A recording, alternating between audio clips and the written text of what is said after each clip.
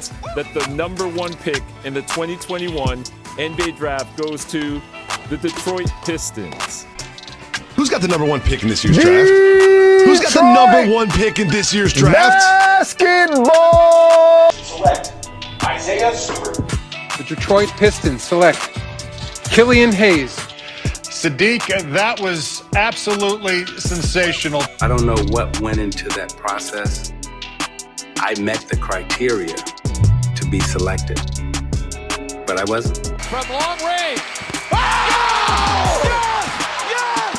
Detroit basketball! What's going on, Pistons fans? Welcome back to another edition of the Palace of Pistons Podcast, brought to you by Believe. Aaron Johnson and Jasper Apollonia here with you this week. And Jasper, a lot going on with Summer League for the Detroit Pistons. We're going to get into all of that and more. But first off, my friend, how are you? I'm doing great. Buddy Boeheim scored 18 points last night. I'm thrilled. Go Orange. No, I mean I'm doing just fine. How are you doing on this beautiful Wednesday? Well, I should say from my perspective, it's a beautiful Wednesday. I'm out here in New York. You are not. So I can't really count on your weather, but how are you doing today, Aaron? Not too bad. Not too bad. I mean, the weather over here, probably not like New York. It's been raining throughout the day in spots, throughout, but I'm good. The rain's not going to stop us from bringing you guys the weekly show.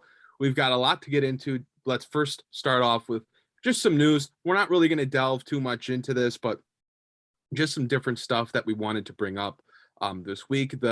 The Pistons trade with the Knicks to acquire Alec Burks and Nerlens Noel is officially official.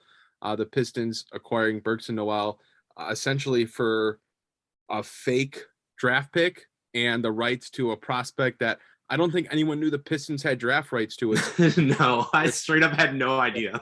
I was like, wait, when did they take this guy? I thought he was maybe like a guy they signed last year. I had zero clue at all. Totally fake pick. Isn't it top 56 protected, Aaron? Yeah, I think it's top 55 protected. So it have to be 56 through 60 to convert to them. And I think it's in 2025, if I'm correct. So that deal is official. Second topic of business, probably the most important one, is that Jaden Ivey suffered a right ankle injury in Detroit's second game of Summer League in their win against the Wizards. He did not play in Tuesday's loss to the Indiana Pacers. His status for Thursday, the rest of Summer League, uncertain. I would consider him doubtful to play again in Summer League, but the Pistons haven't ruled him out entirely. Saban Lee, another player that went down with an injury against the Wizards. He was seen in a walking boot at Tuesday's game, so it looked like a right ankle, like foot injury for him as well. And then Detroit renounced the rights to free agent Carson Edwards. Not a shock there, just a little bit of housekeeping from Detroit on that. And not sure if there was any reason why they didn't do it earlier. Not sure if there were any cap maneuvering or whatever reasoning there was behind that. Nothing ever came out as to why they decided to wait this long to renounce the rights to Edwards. But that is your Pistons news. Some of that stuff that I mentioned, we might get into a little bit more detail later on, but before we get into our first topic, let's talk about our wonderful sponsors that we have every week here on the Palace of Pistons podcast, Bet Online. Our partners at Bet Online continue to be the number one source for all your betting needs and sports information. Find all the latest odds, news, and sports developments, including NBA Summer League, Major League Baseball, the latest fighting news, and even next season's early NFL futures. Head to the website or your mobile device to sign up today to receive your 50% welcome bonus on your first deposit. Just use our promo code BLEAV, BLEAV, to get the bonus and get into the action.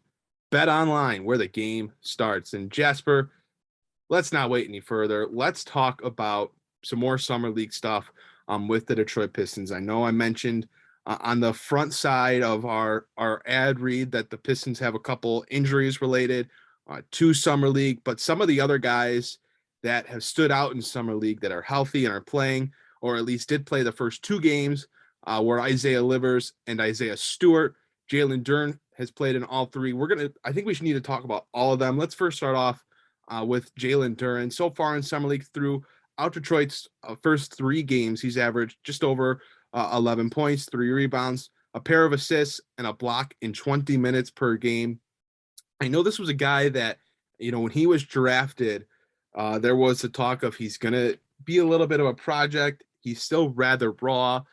He's probably not a guy that's going to play for you right away. He's just 18. He's not going to be 19 until, you're a month into the season, regular season, that is. So this is a very young player, but he's shown a lot of flashes in Summer League. And outside of Jaden Ivey, I think has stood out the most. And maybe that's because he's, just a new, fresh name, a new, fresh body that, we really haven't seen play for the Pistons before.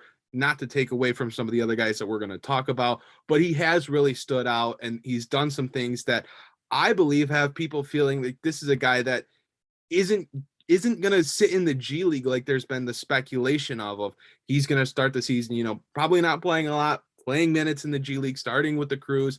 I am gathering that that's not going to be the case. He's looking pretty good in Summer League, even if he doesn't start for the Pistons at the beginning of the season, which I would bet against heavily. I still think this is a guy that might merit some minutes, even in the first couple months of the year as he gets his feet wet. Aaron, I don't think you're necessarily wrong when you say that he's shown that he probably should get some playing time in the early time of the season, even when he's coming along slowly, even with the Pistons' loaded center rotation at the time. But, something that we talk about on this podcast all the time, at least I try to all the time, is perspective and context. And I think with Jalen Duren, you have to have both those things when it comes to his play. Because, yes, you're right, he has looked good in a lot of facets of the game, but there's other things that he's struggled at that I think are really going to stand out more when you get into the regular season. The scoring has been great. The passing has been what we wanted. The blocks have been really exciting to see. But that 3.3 rebounds per game, I think that's a number that you really need to examine. And I think, at least in the early part of this season, it's maybe a little cause for worry. I don't think he's a very good rebounder. And it's funny because I've actually compared him on Twitter to somebody like a young Andre Drummond, who came in and kind of forced his way into rotation that people didn't really think he was going to be a part of at the beginning of that season. The difference is Drummond came in automatically rebounding, just gobbling up everything in sight. And with Duren, I have not really seen that. And it's not just a lack of opportunity. It's not necessarily even a lack of not being in the right places. For example, somebody like Jeremy Grant, whose rebounding numbers went down with the Pistons because he shifted to more of a perimeter play style than he was with the Nuggets or the Thunder. With Duren, he's getting boxed out by his own guys. You saw it in the second game. There was even a couple times on defensive rebounds where Isaiah Stewart, with worse positioning than Jalen Duren, would get the rebound over Jalen Duren. And when I look at something like that, that to me shows me that he is still really raw. There's still a lot of parts of his game that are going to need refining before he's able to step into the rotation of an NBA team and give you what you need, even from a young big man. If you're a young big, you're coming in a backup position, third center off the bench. You need to give tremendous energy. You need to give tremendous effort. And basically, if you're somebody like Jalen Duren, you need to hit lobs and you need to grab rebounds. And for me, I see he can do the lobs. I think he can pass. I think he can rim protect a little bit. But I am worried about his board work at the moment. And I do think it's something they're going to need to refine before he's going to step into legitimate playing time. Is he too good for the G League? Probably. I think he's still a little too good for that. I think he should be with the main roster. I think he should be practicing with the Pistons. But I do need to see some refinement, especially in that rebounding game, before I'm willing to say, hey, Jalen Duren's ahead of Nerlens Noel or even Kelly Olynyk in this big man rotation. Yeah, I think that's the problem, because if Detroit maybe didn't have as compact of a center big man room as they did, it would be a lot easier to find minutes for Jalen Duren. even at the beginning of the season when he really is going to need some polishing, and there's going to be more mistakes than there are good things that happen. And, with Isaiah Stewart, with Marvin Bagley, with Nerlens Noel, with Kelly Olynyk, whoever's playing at the 4, if you get some other smaller guys like Saddiq Bey or Isaiah Livers in the mix there as well, like, it just is going to be very, very difficult to say, look, Nerlens Noel, it's October 23rd, game 2, game 3 of the year. We're going to play Jalen Duren, who's 18 years old, over someone like you who's been in the league for, whatever it is, 7, 8, 9 seasons and has a status in this league. I think this is a situation where, almost like Luka Garza to start last year, he's probably bouncing back and forth, where he's not really playing a ton for the Pistons, is going down to the G League for a game, coming back up. At least at the beginning of the year, I think that's maybe a bit more realistic. Keep him up with the big club in case you need him, in case you have an opportunity to get him some minutes. But if, it's a situation where the Pistons are at home and the Crews are at home and the Crews are playing on Saturday and Detroit's playing on Sunday, they could afford to send Duren down on Saturday so he can get those game reps and then come right back up with the main roster, so that if there is an opportunity or they do feel he's progressing enough or showing enough in extended minutes with the Crews, that, maybe he does earn, 10, 12, 14 minutes a night with the big club. But I think the volume of bigs that Detroit has on the roster is certainly not helping his case, even with the Pistons likely being a team that isn't going to be a playoff or a play-in team.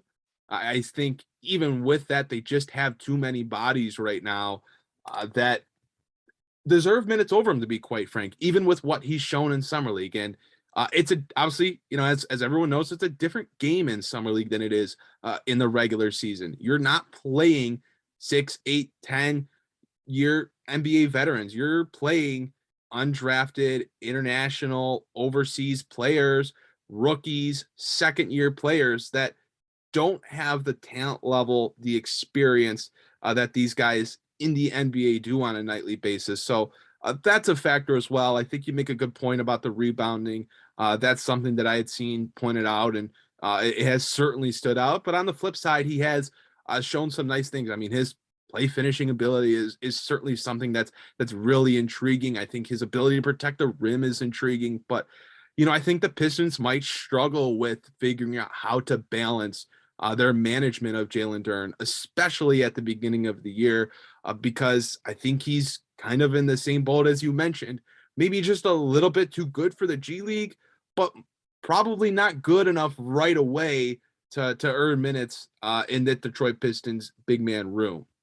Aaron, I'll say this too, and I see people talking about him, going to the G League in order to refine his skills, but we've seen it with Saban Lee. Yeah, the G League is a good way for raw players to grow into their skill sets. I don't necessarily know that if you're at a certain level of player that it actually does help you always, because like I just said, with Saban Lee, that's a player that's kind of in that same boat. Too good for G League, but not good enough for the big team. And with Jalen Duren, I kind of worry that he'd fall into a Saban Lee kind of deal where instead of actually progressing in his game, he's just kind of going to dominate lesser players and not necessarily refine his skill set to the way that he needs to in order to make that next step as a player into a NBA rotation. I think that there's a way that you could stagger minutes and bring him along slowly, where you can also have those vets kind of teach him the things he needs, especially when we're talking about rebounding. Rebounding is feel and technique. Like, it's one of those things. You talk about like Dennis Rodman. That's a guy who he got it on an instinctual level. And I think in order for Jalen Duren to hone those instincts, he's going to have to play with other players that already know how to rebound, that have those instincts, that know how to use their bodies and use their positioning in the proper way. So I could see it. Look, if they're really set at trying Isaiah Stewart at power forward, I think that's a great opportunity to play the two of them together in a way that they can work off of each other, because you can use Stewart's rebounding, even at the power forward, to make up for Duren's lack of rebounding at a certain level, and also hopefully bring him along slowly. Kelly Olynyk could also help with that too. So I don't think that it necessarily has to be like he's either languishing on the bench or he's in the G League. I think you can play him 8 minutes a night on average, something like that, with a more experienced vet that knows what to do, and bring him along that way to where he's also getting the reps and he can also contribute in the ways that we see he's NBA ready, while bringing him along slowly in the places that he's not refined. I don't think that that's a bad idea. I don't. I think it gets a little bit complicated, trying to manage minutes as well as manage egos. The Pistons committed big money to Marvin Bagley. They are committing big money to Kelly Olynyk. And then obviously Nerlens Noel is a veteran in this league. Isaiah Stewart, not that he has an ego or anything, but he has tenure in this league. He has experience. It's just going to be trying to balance, how do we get him minutes without taking away from some of these guys that are a better player than him right now. But I like the idea of playing him alongside a guy like Stewart, who can, kind of cover up maybe for some of Duren's lack of skills. Maybe that's not the best way to put it, but I think you know what I'm trying to say. But I do think there is merit to the G League. I think Saban Lee is an interesting case, especially in the G League when it's with guards, because if you're faster than the other team's guard, like, it's just gonna be easier for you to score. If you can run a pick and roll as a guard in the G League, it's just gonna be easier for you to score. The way defenses play in the G League, no matter what a coach tells you at that level, it's not at the same level. It's certainly not at the same intensity that it is in the NBA. That's why we see such inflated stats in the G League. That's why a guy like Lee can, average almost 30 points a game down in the G League. I think when you look at, it's about, are they doing things? Are they learning things the right way in the G League? And I think the Crews, from being around them last year, did a really good job of that, with pretty much everyone on their roster outside of Lee and Luka Garza, because those two would seemingly come down and go up together. And when those two were down together, every game, the offense essentially came down to Saban Lee, Luka Garza, pick and roll, pick and pop. There's obviously a lot more to the game to that. There's a lot more development. There's a lot more offense that goes into that, and being able to break a defense down at the G League level by just running a simple pick and roll, pick and pop. It's hurting. It hurts a player's long-term development for their future in the NBA. I think if they take, a different approach with Duren, and they don't just try to maximize what he does best at right now to maximize his ability to help the Crews win games. Like, the Pistons did a nice job with Isaiah Livers. They were doing a nice job with Chris Smith, the Pistons' other two-way player from last season when he was down with the team. And there were even some other guys that just throughout the year, from watching the G League group, you could see the developments in their game. So I think there's merit to the G League. I think, at least at the beginning of the season, if I were the decision maker, I would be trying to mix in, kind of like what I was saying earlier. If the Pistons are playing on Saturday and are home, or if the Crews are playing on Saturday at home, Pistons Sunday at home, I would say, Jalen, go play, 20, 25 minutes with the Crews. And then if you can come up on Sunday and we can get you 8-10 minutes, I think that's probably the best way to handle it. I think there's, probably a happy medium there. I don't want to stick too much more on Duren. I do want to move on, since we got a lot of different stuff to talk about. Let's talk about Isaiah Livers a little bit. 42% from the three-point line in Summer League. But it's not really the scoring stats themselves that have stuck out. I think the way he's scoring, we've seen him be more of a cutter. We saw a nice possession against Washington where he was on the baseline, backed down his guy, hit a turnaround jumper, and was fouled. We're seeing some more out of him, some more versatility out of him scoring the ball, more like what he looked like at Michigan when he was healthy in his junior and then the beginning of his senior season. And then the defense, like he is the Pistons Summer League defensive connector out there. I think he has, I know some people are calling him like the Marcus Smart of the Pistons or the future Marcus Smart of the Pistons.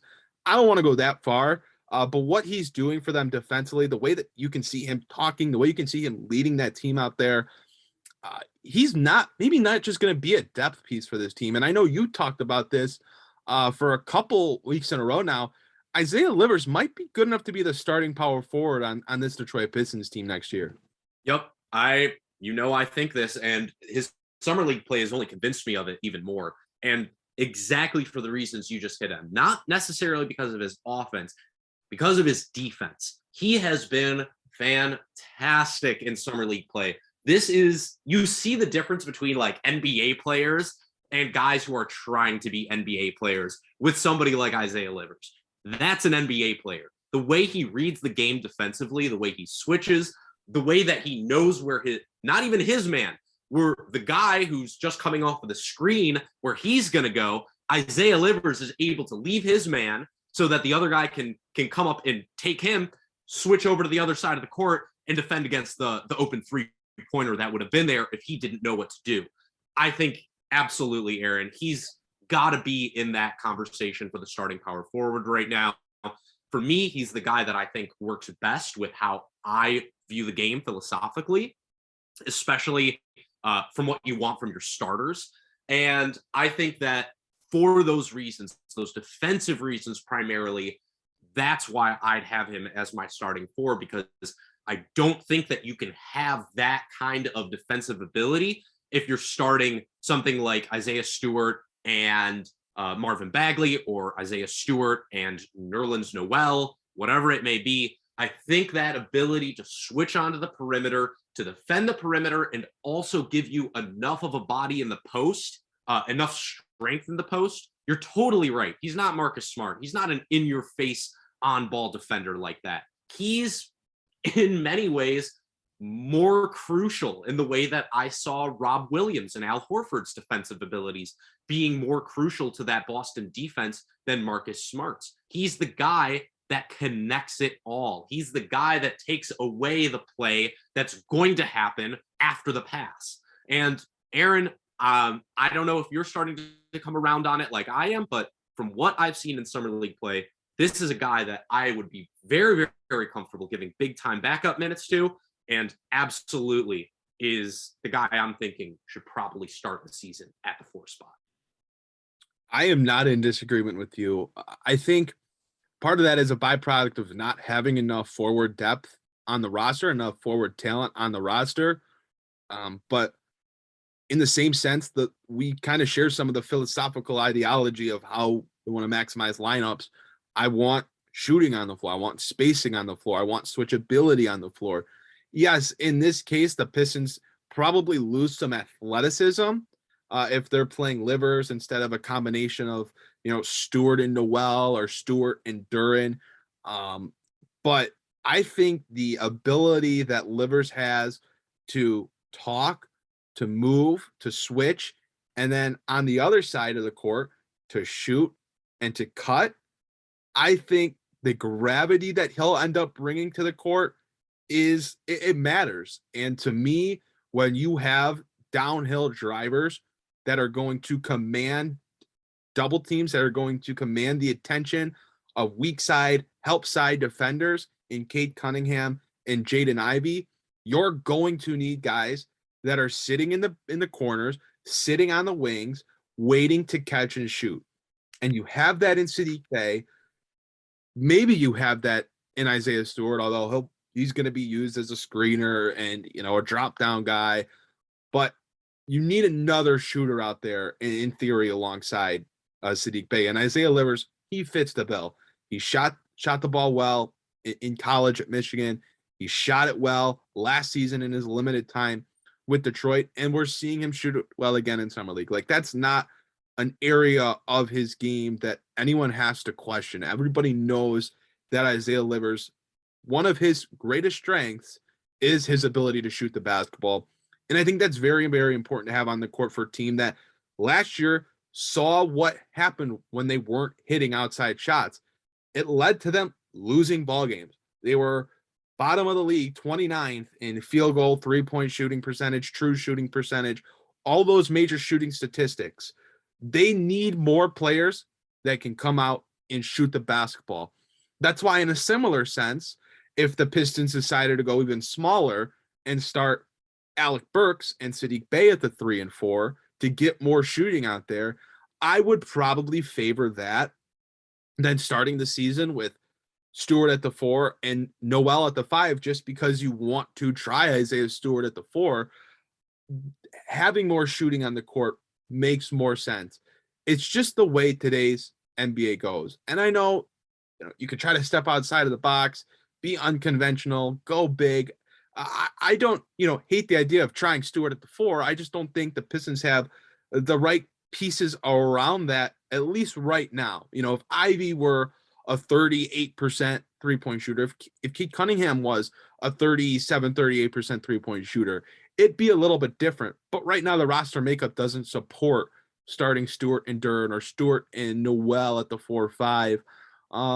So I think it just makes most sense for someone like Isaiah Livers to be in the starting lineup. I think, just going back to it, the shooting and the cutting on one end, the switchability and the communication on the other end, it really matters. And I think that'll give Detroit its most versatile and efficient look on both sides of the court, at least at the beginning of the year.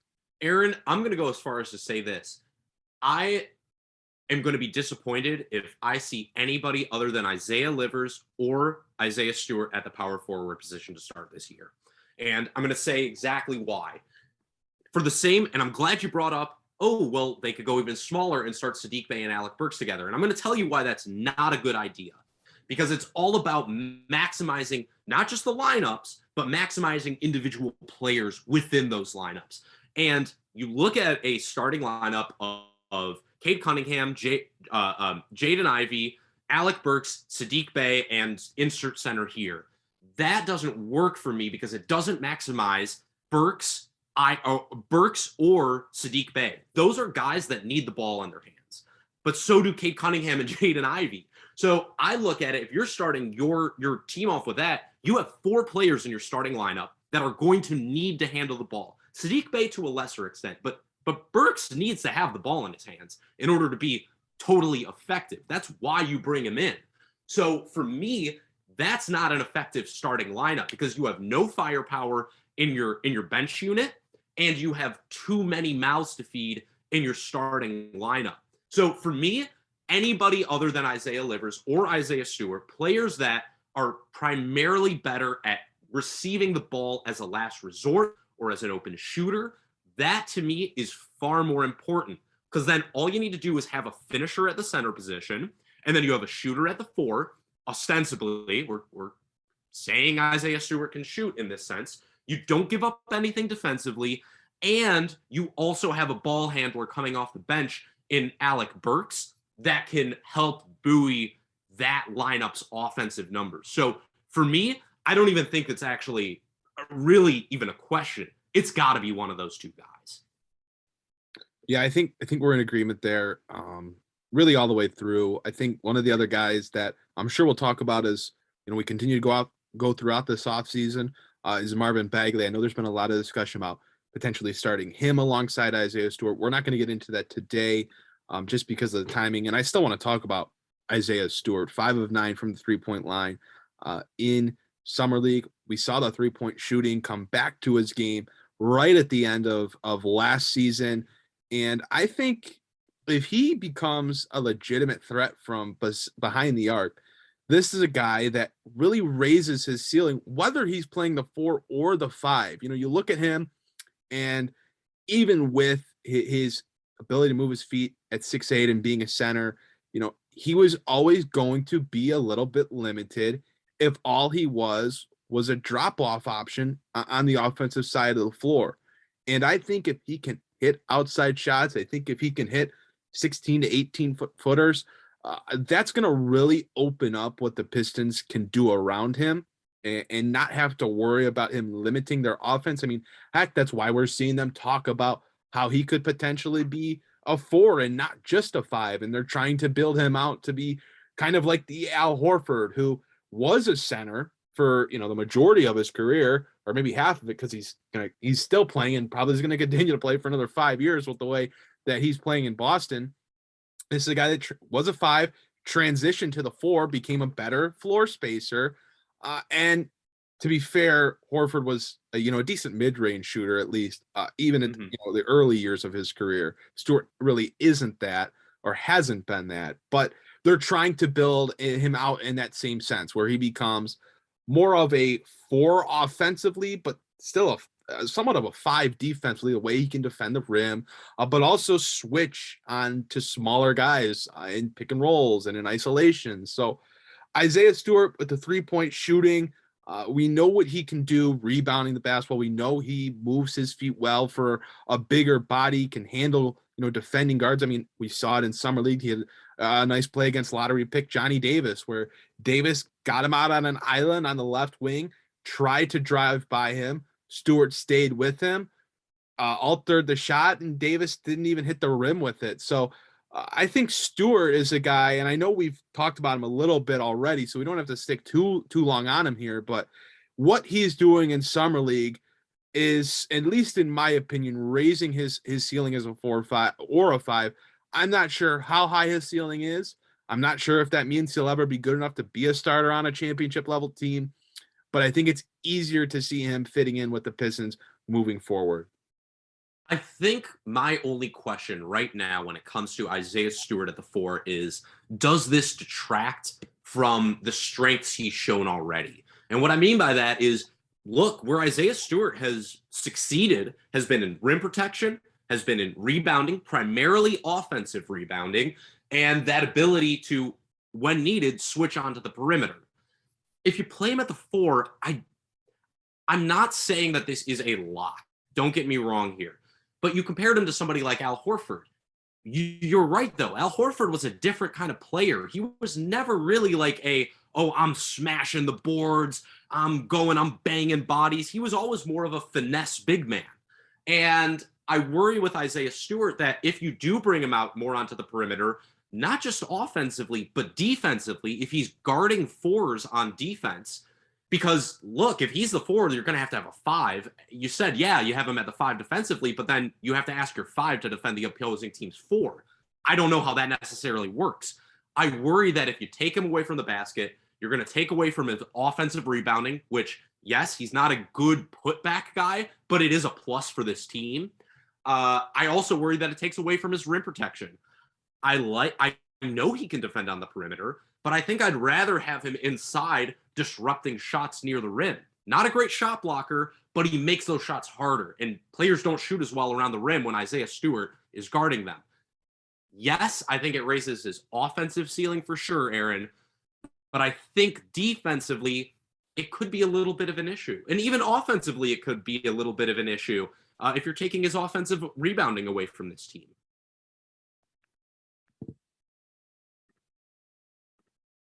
I see I've owned you with facts and logic. You have nothing to say to me. I'm not in disagreement. I mean, I think there's a case either way. And I don't disagree that you'd be taking away what we know he already does well. But I also see especially with Jalen Duren in the fold now, why the Pistons feel that that's kind of the way they need to build out Isaiah Stewart. I think if they don't, they might feel like they're going to waste him and he's going to limit his potential. And even if they then want to move him, he's not going to have the value that he might have once had. I think drafting Jalen Duren, who looks, like this is a guy that could down the line be the 5, especially with the way that Troy Weaver has valued him. I mean, heck, we saw reports that he was considered at 5 with Detroit's first pick in the draft. So I just think Stewart's going to have to, I guess, in a way, find that same balance that we talked about with Duren at the beginning of the show. Like, he's going to have to find the balance between maximizing himself as a 4, but still being able to play the 5. And maybe it's a situation where he's playing minutes at both spots. I mean, I don't think that's unrealistic either. So I think that's where I want to end it on the Summer League stuff. I mean, my gosh, we could have probably done who knows how much more on Summer League, but we could have talked about Jaden Ivey in the 5 minutes that he played. Honestly, he was spectacular. He was phenomenal. But I feel like with the time that we have left, we should talk about this roster as a whole. And I think it's a good discussion to go into now that we've talked about some of these guys that have complicated the roster in a sense. Going through the rest of the roster buildup, the Pistons roster does stand at 15 standard, and they're two-way contracts, so they're at their 17 allotted players. I'm not going to go over the entire roster. I mean, you should know the basic makeup of the group by now if you've been listening to the show and you're aware of what the Pistons have done this offseason. But the way I look at it is, and I've already stated this multiple times, I don't think this is a team that has enough talent at the forward spot. I think Saddiq Bey, obviously, you're starting three going into the season, but I'm not super comfortable with the idea of starting Marvin Bagley, which has been talked about. And I don't love, even if the Pistons do start Isaiah Livers at the 4, I don't love the depth behind those guys with Bagley, and then especially Kevin Knox, who was one of Detroit's free agent signings this year, and then Hamidou Diallo. So that's my biggest concern on the roster. I think the guard spot looks decent to me. Obviously, Cade Cunningham and Jaden Ivey you're penciling in as your starting point guard and shooting guard. And then you have a combo guard in Alec Burks. You're bringing back Corey Joseph. You have Killian Hayes, who the hope is that he can come in and be that strong backup point guard to lead the second unit. And then you still have Saban Lee for now on the roster. That's the area of the depth chart that I'm not as concerned about. I think there's maybe some need for shooting back there, but the addition of Burks did solidify that a bit. And then the center spot looks okay to me. I think it all depends on how Detroit ends up running out their roster. Like, is Isaiah Stewart going to be a 4? Where does Isaiah Livers fit in? But I think the forward spot for me is the weakest area on the roster. It gives me the most concern. You lose someone like Saddiq Bey, or you lose someone like Isaiah Livers for an extended period of time, and that puts Detroit in a real bad predicament. What do you think about this roster so far, now that it does look to be set at 15 with free agency kind of in a dead period right now? It's funny, Aaron, because we've agonized over the starting lineup. We've agonized about the lack of depth. But weirdly enough, I feel very comfortable with how the Pistons backup could operate this year. I look at something like if you can stagger those Jaden Ivey minutes to where he's playing alongside Killian Hayes in the backcourt with backups, and then you have Alec Burks, Hamidou Diallo, and Marvin Bagley out there, I think that there's actually a real capability for that to be an extremely exciting and explosive backup unit, because Hamidou Diallo and Jaden Ivey are explosive in transition. And I think Diallo's ability to force turnovers, yes, while he does have other defensive deficiencies, could absolutely put you in a position to where you can run the floor up and down and tire out other teams' backup units. You also then have somebody like Alec Burks who can slow things down if necessary, who can run the offense for himself. And you have somebody like Killian Hayes who can take a little bit of that pressure off of Ivy from a playmaking perspective and also get put into a better position as a spot-up shooter. For me, I actually, weirdly enough, while I am very, very confused about what the Pistons' plans for the starting lineup are, I feel kind of great about their backup situation at the moment. If you can call on like a Kelly Olynyk or a Marvin Bagley or a Nerlens Noel in that second unit, I think that's really good. And if Dwane Casey does a solid job of staggering the minutes in order to give Killian Hayes, Cade Cunningham, and Jaden Ivey all a shot at shining from a playmaking perspective, from a lead guard perspective, I think that you could actually have very little of a drop-off. Maybe not from necessarily of like a we're winning this basketball game perspective, but in terms of a watchability perspective from your first unit to your second unit. I think there's a good chance that the second unit, like it has in years past, could be one of the highest scoring second units in the league and could be one of the more effective second units in the league. I don't know if you feel the same way.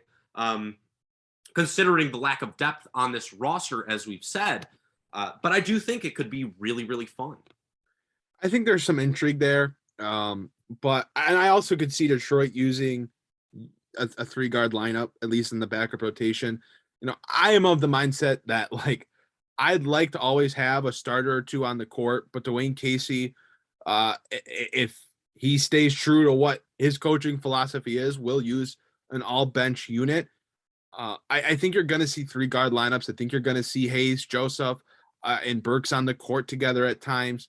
And I think you're probably going to have to do that because I don't think there's a ton of depth at the forward spot to where they're always going to be able to get away with playing Kevin Knox or Hamidou Diallo. I think Diallo, for the explosiveness that he brings, his lack of floor spacing is detrimental. He's a disaster defensively. And Kevin Knox, I mean, we talked about him last week.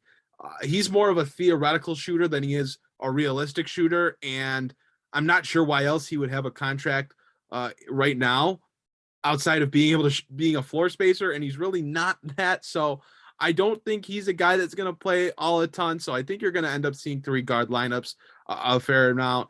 And that means, with those guys, you get to pick from Marvin Bagley, Kelly Olynyk, Nerlens Noel, and maybe the Pistons are comfortable using, Olynyk and Bagley at the 4 spot and having Duren and Noel primarily be the backup 5s and then roll with the 3 guards. Like, maybe that is their plan. I can't see a world where Corey Joseph isn't in Dwane Casey's rotation, and obviously Alec Burks is going to be in it. And I doubt that they'll take Killian Hayes completely out of the rotation after he's already losing the starting guard spot that he started with last year.